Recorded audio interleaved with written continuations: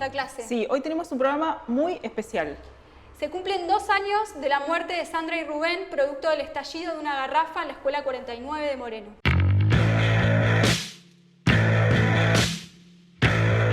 La mañana del 2 de agosto de 2018, Sandra Calamano y Rubén Rodríguez habían ido temprano a su escuela para garantizar que los pibes pudieran tener su mate cocido al horario de entrada, como hacían cotidianamente, defendiendo la educación pública a pulmón. La infraestructura decadente de la Escuela 49 de Moreno produjo una explosión que se llevó la vida de la vicedirectora Sandra y el auxiliar Rubén.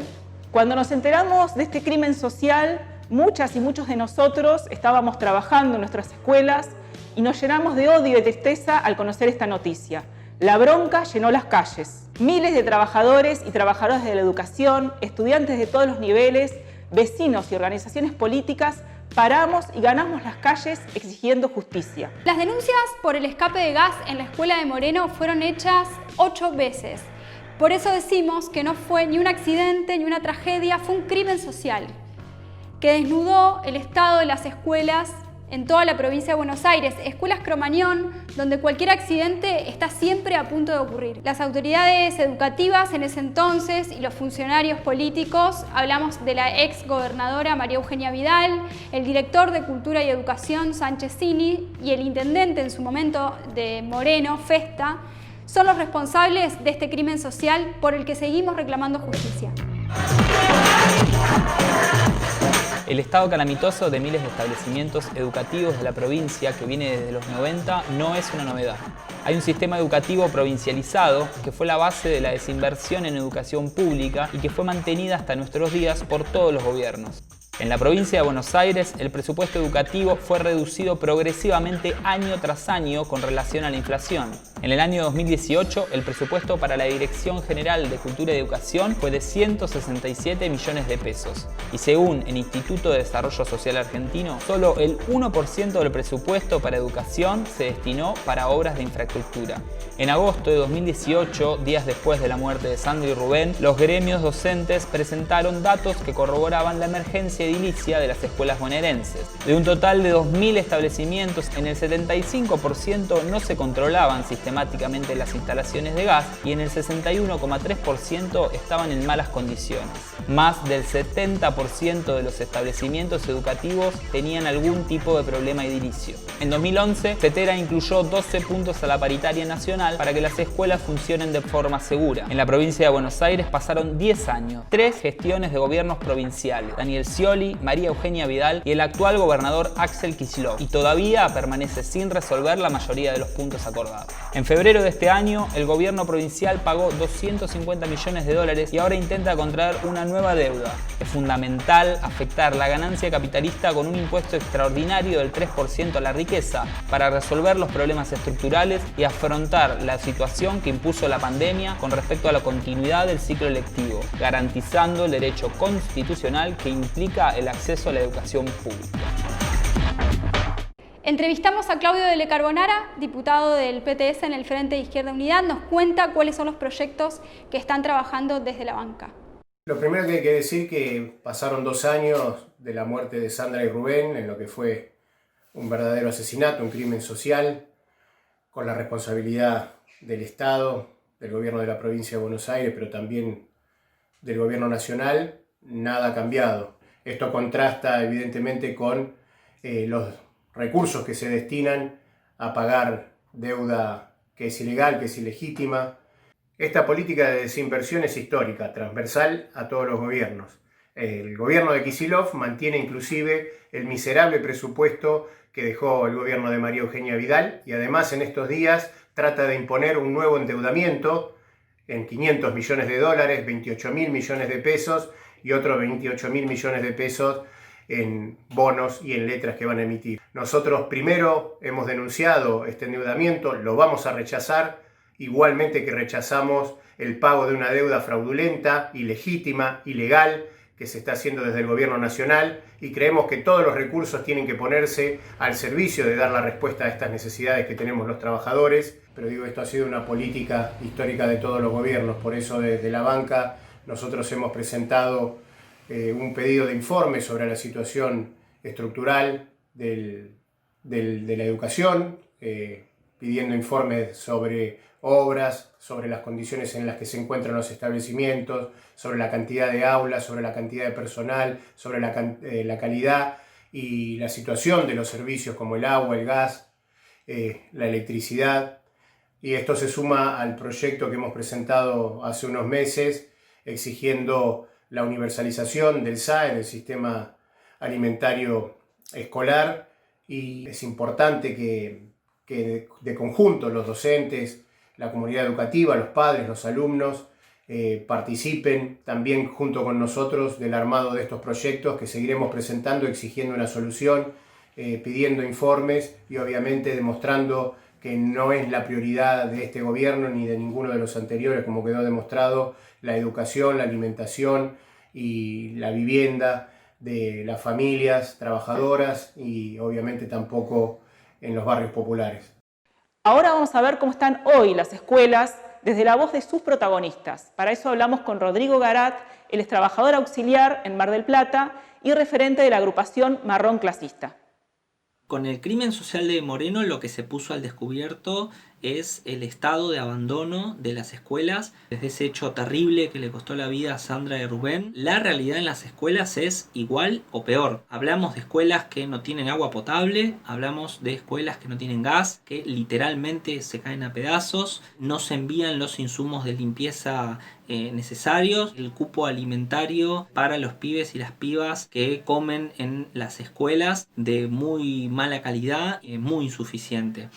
Ante esta realidad somos los y las auxiliares de educación junto a nuestros compañeros y compañeras docentes quienes mantenemos en pie las escuelas todos los días. En el sector de auxiliares de educación específicamente nosotros tenemos una realidad muy difícil. Nuestras condiciones laborales realmente son muy difíciles. Tenemos un salario que está lejos de lo que cuesta la canasta familiar. Quienes trabajamos de manera precarizada haciendo suplencias estamos 2, 3, 4 meses o más sin cobrar. La mayoría de las compañeras que son mujeres sostén de hogar tienen que conseguir hasta un segundo y tercer trabajo para poder llegar a fin de mes.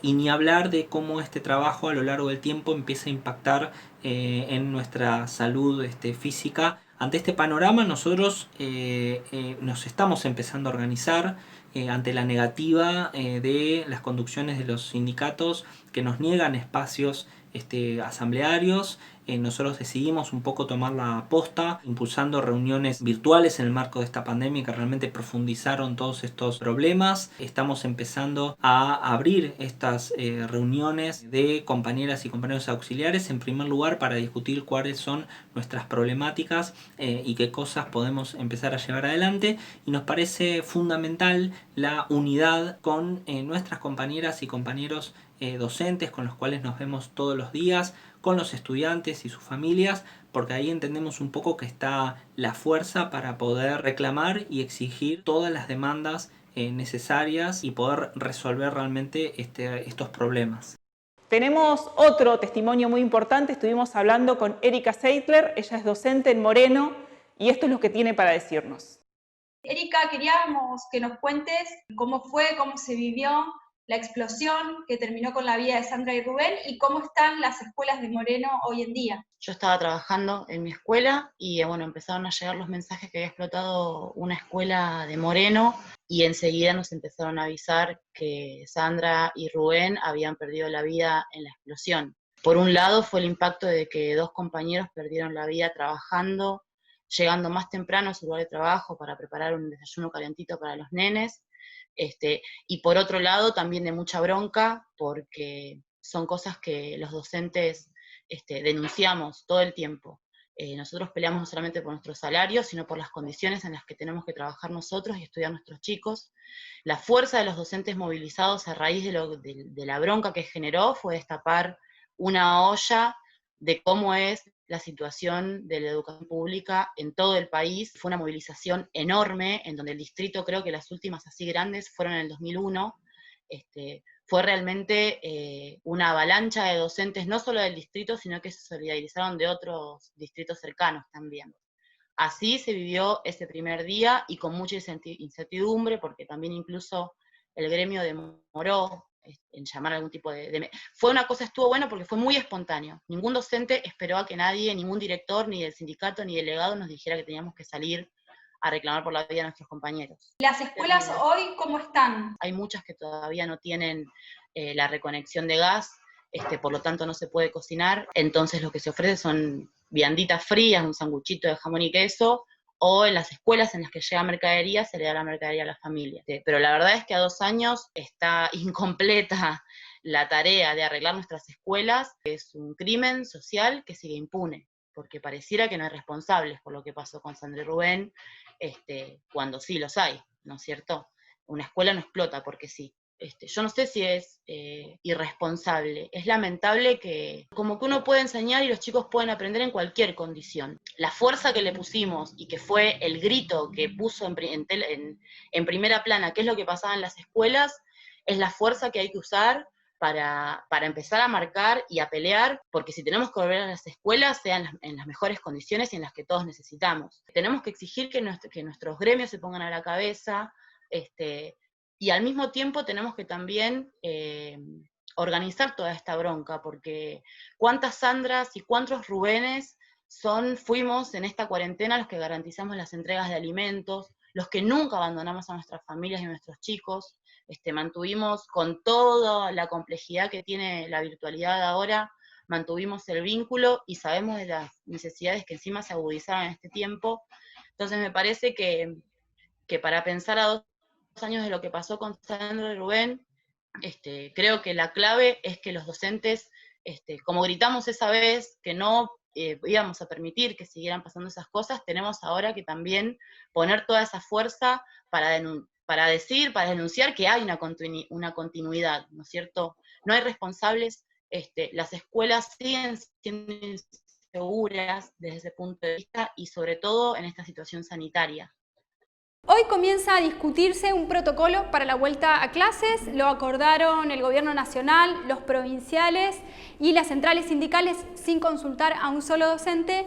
Este protocolo es a todas luces inaplicable por las condiciones de infraestructura pésimas que todos conocemos. Por eso es importante constituir comités de seguridad e higiene en todas las escuelas, docentes, estudiantes, con el conjunto de la comunidad educativa, para que seamos nosotros quienes decidamos cómo y cuándo volvemos a las aulas. Por esto los queremos invitar a todos y a todas el próximo 8 de agosto a una gran asamblea nacional de trabajadores y trabajadoras de la educación para debatir y para discutir y para resolver cómo nos organizamos y cómo le imponemos a las centrales sindicales este plan de lucha. Llegamos al final de este programa. Si te gustó, querés dejarnos tus opiniones, tus mensajes en estas direcciones que aparecen en pantalla y te esperamos en una nueva emisión de nuestra clase.